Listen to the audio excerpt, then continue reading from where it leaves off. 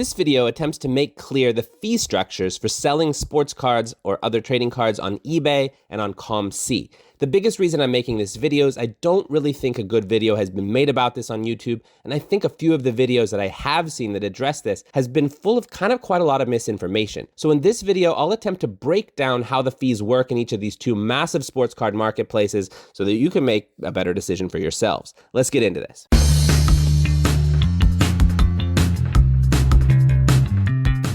Understanding how the fee structures on both COMC and eBay works is actually not just a straightforward thing because there's so many different kinds of almost mini fees for both of them. I'll start off by just kind of outlining the actual different fees and then do an actual breakdown on what it means if you sell an individual card or if you're selling consistently a bunch of cards regularly, just so that we can see how the fee structures would play out in different scenarios, because this will make a big difference and I think you'll be really surprised by it. All right, so first let's just do a brief overview of the fees for each. Let's start with eBay. So eBay, number one, the main fee that eBay charges is going to be the 13.25% plus 30 cents per sale for trading cards. This is the basic main fee that most people know about, but let's look at the insertion fees next because this can be a bit of a minefield and one that I think you have to really pay attention to. There's no insertion fee for the first 250 cards per month, but after that, there's a fee of 35 cents per card to create a listing, whether it's auction or buy it now.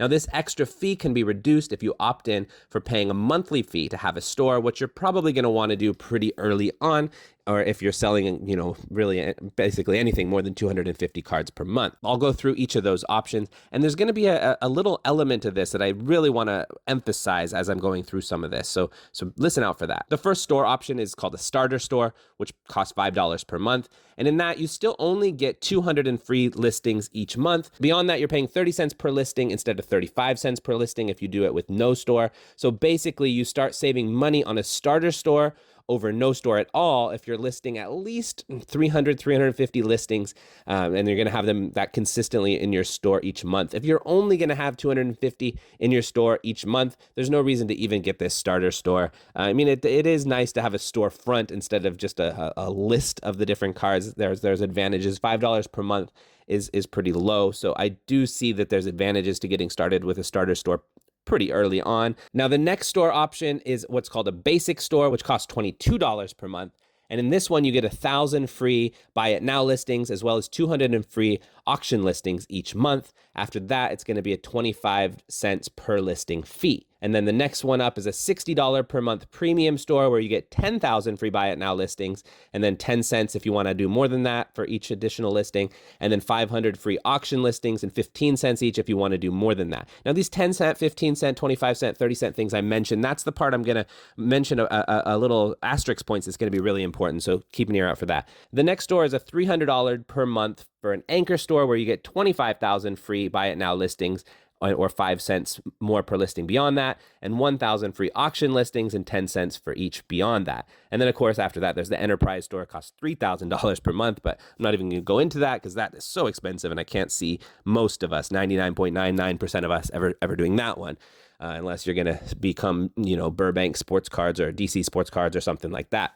Now, with these listings per month, do keep in mind that they carry over into each and every single future month. Now, I want to make this point very clear because this is really important to understand. So, for example, if in the first month you list your 250 free listings in your starter store that you paid $5 a month for, but during that month, only 50 of those cards sell and you have 200 of them left, you only have 200 free listings available to use during the next month. After you've used those additional 50 free listings, you're already filled up to your 250, after which time you're going to have to start paying that 30 cents per listing. If you decided to go ahead and pay that extra 30 cents per card, and let's say you end up with 500 cards in your store, for those additional 250 listings, you would have paid 30 cents per card, which is $75 in insertion fees for those extra 250 cards. However, and this is the big part, that is not necessarily a one-time fee if those cards don't sell during that same calendar month.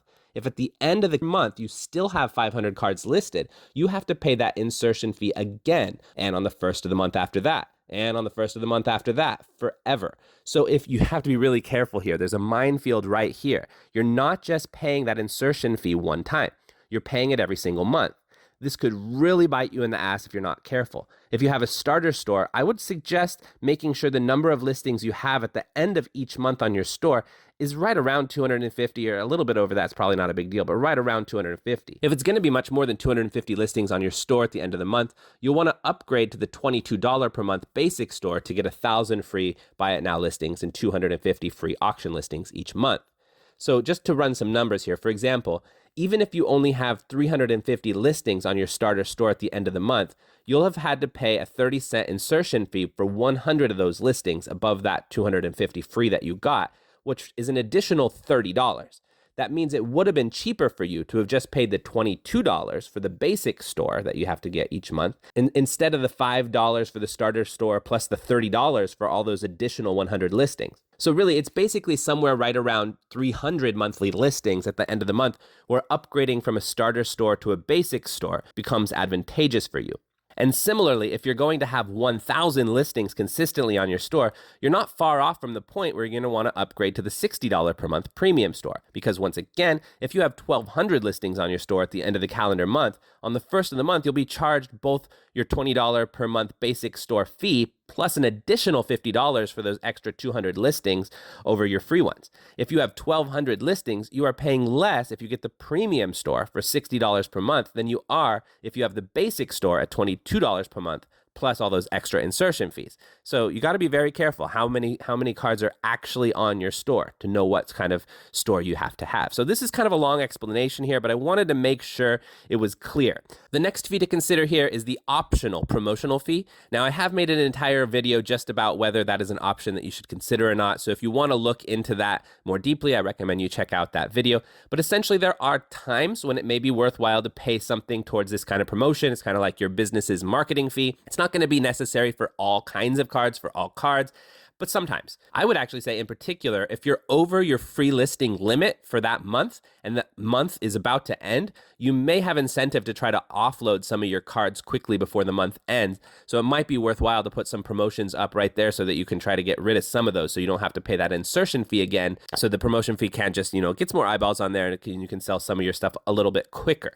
So it's worth thinking about despite the fact that it's just another fee to add to the pile of fees that eBay already has. And then the fourth one here, there are some additional optional fees beyond this, but I'm not going to spend so much time on these ones because I don't think any of them are really worth considering. I mean, you can pay some extra money to get your title bold, in bold letters. You can pay some extra money to have your cards appear in multiple eBay categories if that's relevant for whatever it is for some reason. You can pay to get like a subtitle added to your listing. There's probably a whole bunch of other unnecessary stuff you could consider paying for, but I'm not going to calculate any of that kind of stuff in when I'm doing these numbers, and I'm going to be running for you here in some specific examples, and I'm going to run for you guys here in just a little bit. So now let's look at COMC's fees, and then we'll compare that with what it actually means in practice once I outline these fees. So the first COMC fee that you'll face is the insertion fee. So the one difference here is most of eBay's fees, other than their insertion fee once you go over, most of eBay's fees come after the sale. COMC's insertion fee comes before the sale for every single card, which is a 50 cent per raw card or $1 per graded card, or a $2 for what's called the elite insertion fee for cards that are going to sell for more than $100 or that you want to sell on auctions on eBay through COMC. So this is a fee that you're going to have to pay prior to selling a single card on COMC. It's basically the service fee for them taking scans of your cards, uploading it into their system, and adding all the details about your card, etc. So if you send them 300 raw cards, you're going to have to pay them $150, 50 cents per card, to get that in the system. If you send them in 300 graded cards, you're going to have to pay $300 initially. So there's some initial cost before you've ever made any money.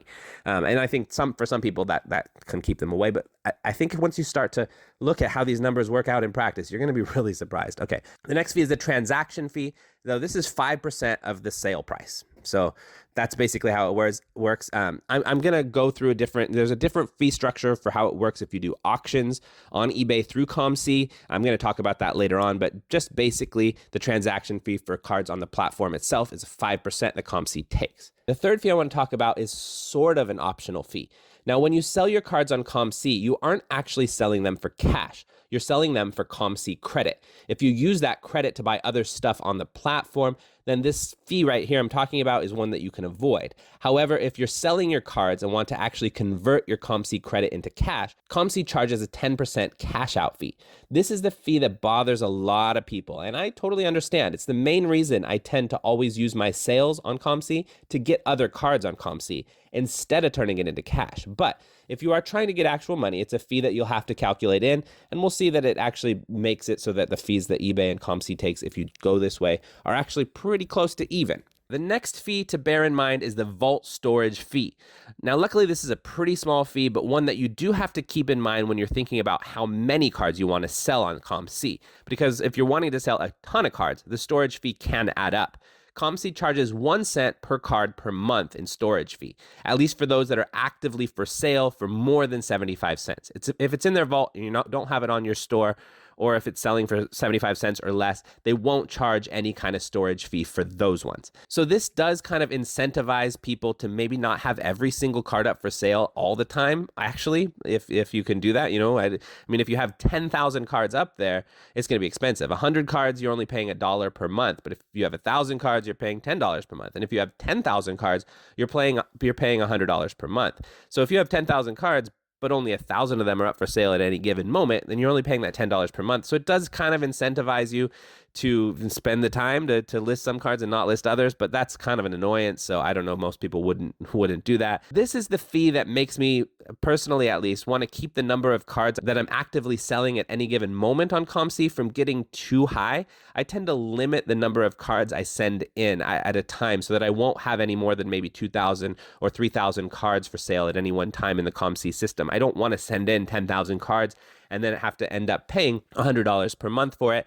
I'd rather send in 2,000 cards, and then hope that a number of those sell within that. You get, when you first send in cards, you actually don't pay any storage fee for the first 90 days. So that's an important point to consider too. If the cards sell pretty quickly, you've never paid a single penny in storage fees. But for the ones that sit there for a long time on your store and aren't selling, those are the ones that you're going to have to be paying this fee. So I personally, I pay on average somewhere around, I don't know, $15 at different times, probably $15 a month. I think I'm probably paying with my, kind of casual use of this is how I'm doing it. And then as kind of a side part of the fee for this, part of the storage fee is called the enhanced security fee. And this is for any cards that are listed for more than $50. So the way that this fee is calculated is a little hard for me to completely understand, but if you're not selling that many cards over $50, the fee is going to be very, very little. Like right now at the moment, I have about 1,000 cards for sale on COMC, but only 10 of them are subject to the enhanced security fee, and I only pay 30 cents per month for that extra fee. If you're selling a ton of $50 plus cards, this could add up. I mean, if you have 1,000 different $50 plus cards on there, this enhanced security fee could be a lot more. So it's just something to be aware of if you're going to sell a lot of higher end cards. And then the last fee I wanted to talk about is just how it works with auctions on COMC. So you can put your cards up for sale actually on eBay through COMC, and it kind of works like a consignment kind of service. And there's some different fees for that. So first, you would have already paid your insertion fee of whatever it was. If it wasn't, when you originally inserted the card into the system, if it wasn't done with the elite listing, the first thing you're going to have to do is pay a $2 per card insertion fee again to turn it into an elite listing. So this is where they give a better quality scan and where you are now allowed to put that one up for auction. Then once you've sold your card for auction, they will take a 3.5% transaction fee instead of the 5% they take on their platform, which is really low. Now, the problem here is that there's a minimum of $3.50, which means that you don't want to do this for lower end cards. If you sell a $20 card, if it auctions for $20, you still have to pay $3.50 to COMC. So that's a much higher percentage. On the other hand, they have a maximum of $35. So if you sell a card on auction through COMC for several $1,000s, they're still only taking $35. Now, this 3.5% is actually significantly less than what you'd pay if you auction that card yourself on eBay. So, if you consider that the $2 per card elite listing fee it becomes easier to stomach, but still, I wouldn't consider auctioning unless it was a card that I thought was going to sell for at least, I don't know, maybe $40, $50, but even more like $75, $100. If you auctioned a card for $10, you're only going to get $4.50 back in COMC credit. So it's not going to be worth it. But on the other hand, if you're auctioning off a card that's going to sell for quite a bit, your percentage you're going to pay to COMC is much less than the percentage you would have paid if you had done the work yourself and done it on eBay. So that's a little bit, I don't know how they managed to make that one work. If you sell a card for $100, they take their $3.50. You keep the rest of it in COMC credit, not $96.50. If you had sold that on eBay, you would have paid the 13.25% plus the 30 cents. So, you would only be getting back $86 or whatever, something like that. Instead of the 96 you get back in COMC credit. So, I don't know how they make that work exactly, but it can be an advantage. Now, though, I have noticed that sometimes the COMC auctions they're a little bit more likely to go lower than some other auctions on eBay, but maybe that's a little bit less and less over time from what I can tell. All right, so now let's take all these numbers and look at some very practical, like what this actually means if you're selling specific cards and how much you will actually keep in person. This is the most important part of this video, I think. So let's look at what this means in practice. We're going to start off looking what it will look like with just a couple individual cards. And then the last ones we're going to look at are more about if you're selling consistently, what that's going to look like. Because that's where I think the fees and the different mini fees and stuff are going to have a bigger relevance. All right, so first example, straightforward, easy. You're selling one single $10 card. If you're selling a $10 card, eBay's fees are going to look like this. You're going to have your final sale fee of 13.25% plus 30 cents for that card. So that's $1.63.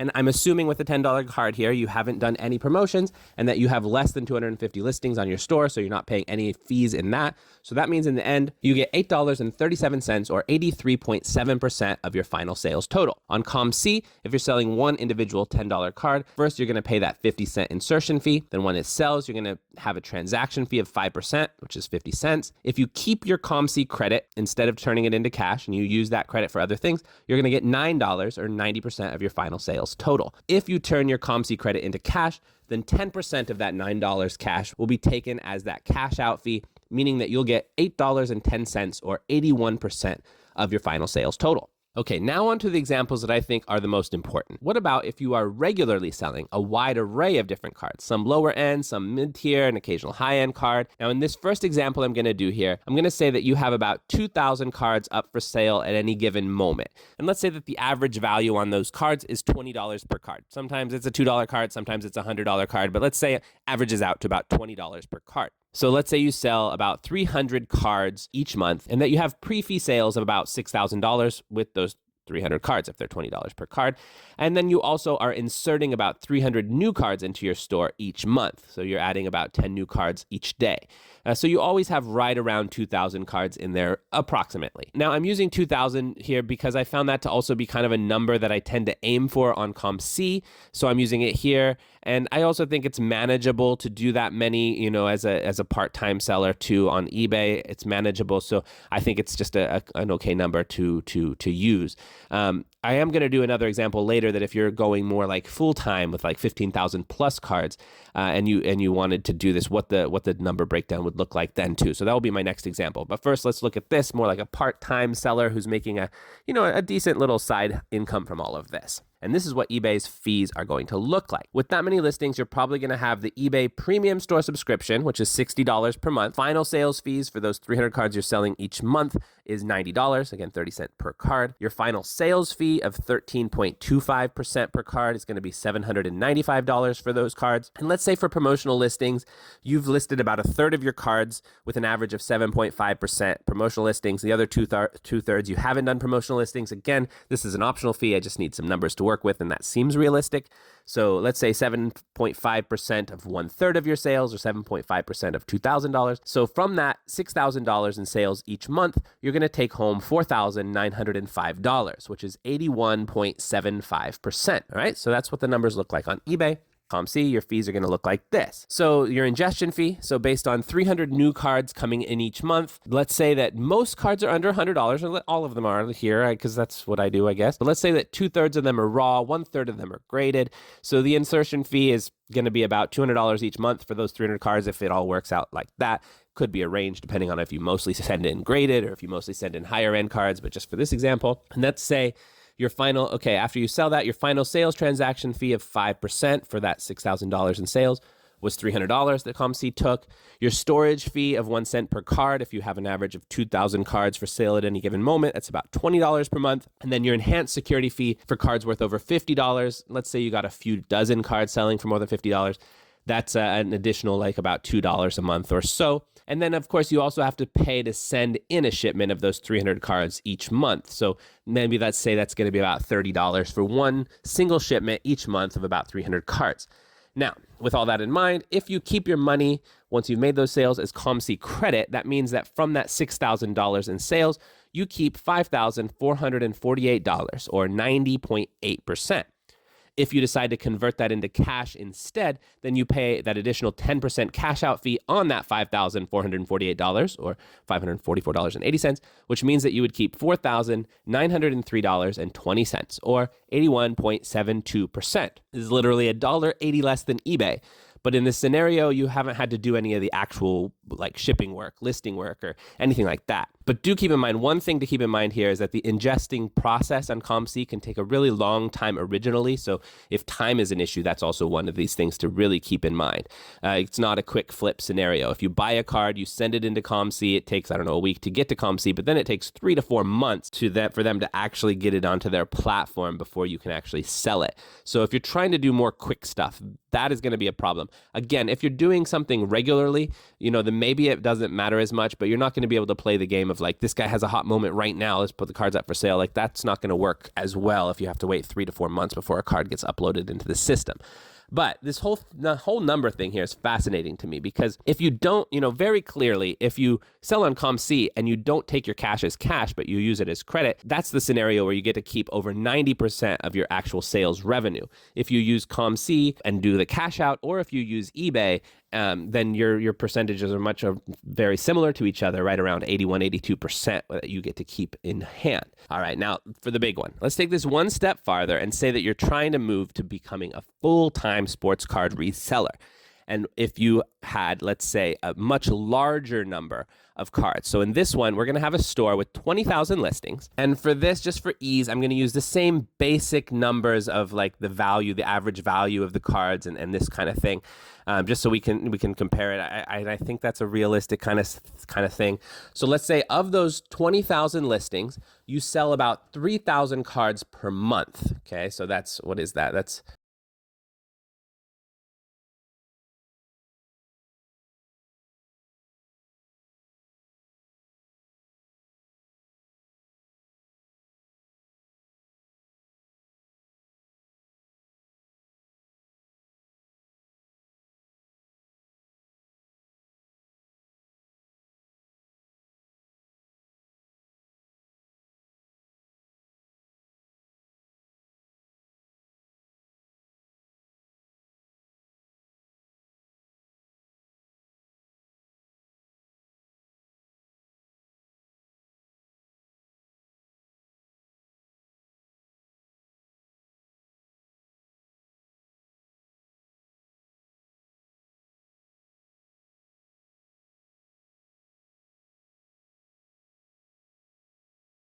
And again, just like in the last example, these 3,000 cards you're selling each month, let's say they sell for an average of $20. So that's a whopping $60,000 per month in pre-fee sales that you're making.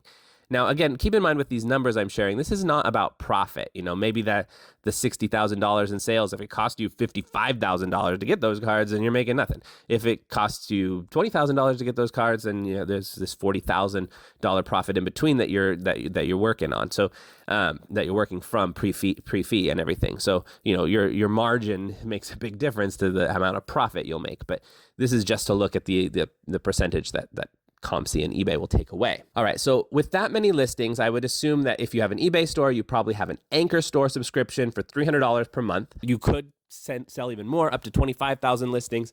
But right now in this example, you have 20,000 listings. For those 3,000 cards you sell each month, you're paying 30 cents per card in that extra sales fee. That's $900, as well as the 13.25% per card. So that's $7,950.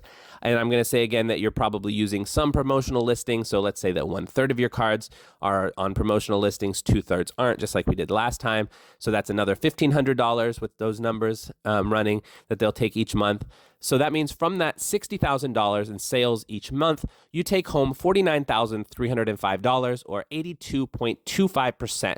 And eBay makes a whopping $10,695 from you per month. Wow, it's amazing. Now, let's do the same scenario, but on COMC. So the ingestion fee, so again, based on 3,000 new cards coming in each month, say that, these cards are under $100, and let's say the average card is, let's say that 2/3 are raw, 1/3 are graded like we did in the last example. So with 3,000 new cards coming in each month, you're going to spend about $2,000 each month ingesting it into the system. Your final sales transaction fee of 5% for that $60,000 is another $3,000. And then your storage fee of 1 cent per card with an average of 20,000 cards for sale at any given moment is going to be $200 a month. And then your enhanced security fee for cards that are worth over $50. And let's say you've got a couple hundred that are selling for more than $50. That's going to be an additional, let's say, $20 a month. And then, of course, you're also going to have to pay to send in the shipment of 3,000 cards each month. So you have to pay that as well. So you can do it in one big box of 3,000 cards each month. Let's say you spend $60 on that, unless you can drop it off and not have to pay the shipping fee if there's a drop-off spot at a card show or something like that.